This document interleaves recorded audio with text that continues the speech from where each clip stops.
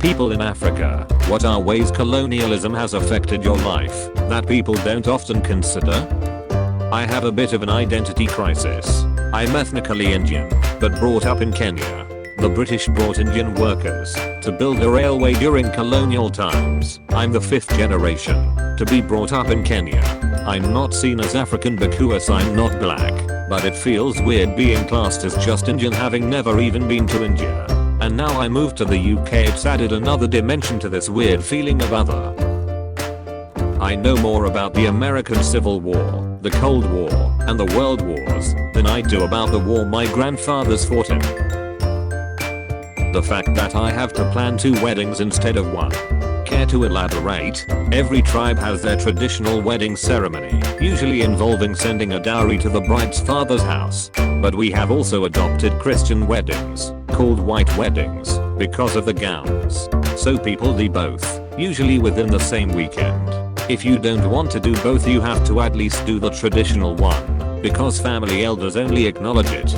They usually start church weddings asking if the dowry has already been paid, as if to say, if it hasn't been paid this wedding shouldn't happen. The thing is, I didn't know about the first one till I actually moved to Africa, 2016. I was 20, so I only grew up dreaming about the second. I don't even believe in the first, because it seems very misogynistic to me. Language. French is taught in many schools, because many countries were colonized by the French, therefore it's a widely spoken language. English is also widely spoken as many countries were colonized by the English.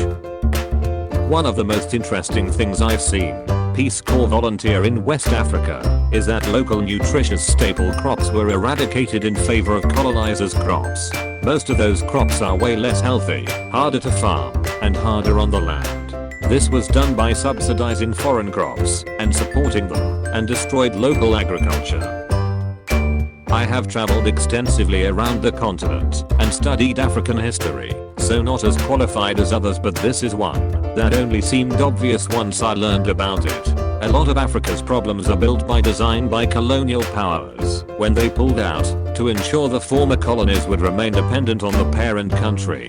One good example is French West Africa. It was a huge colony split into what is now 8 countries, most of which have essentially nothing and had no chance from the start.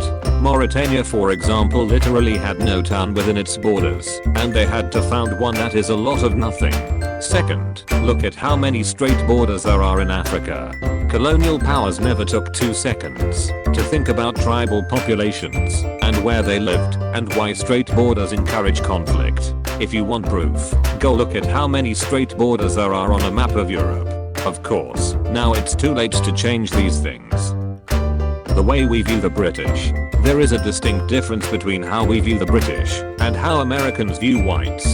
There's definitely less contention and hatred, but rather a bizarre subconscious admiration. We've adopted so many Britishisms because we were taught that they were civilized. So many parents send their children to the UK because of the imperialist teachings that Britain was a place of sophistication and success. I'm from Algeria. Before the French invasion, the illiteracy rate was 10%. It was 85% when we took independence. Also, language French is still the most important language. Not an African, but have traveled extensively all over the continent for work. Religion. Places that were under British rule are either Episcopalian/Protestant or Catholic. Under French rule, Catholic etc. Languages. French. More people speak French in Africa than France itself. Many of the borders today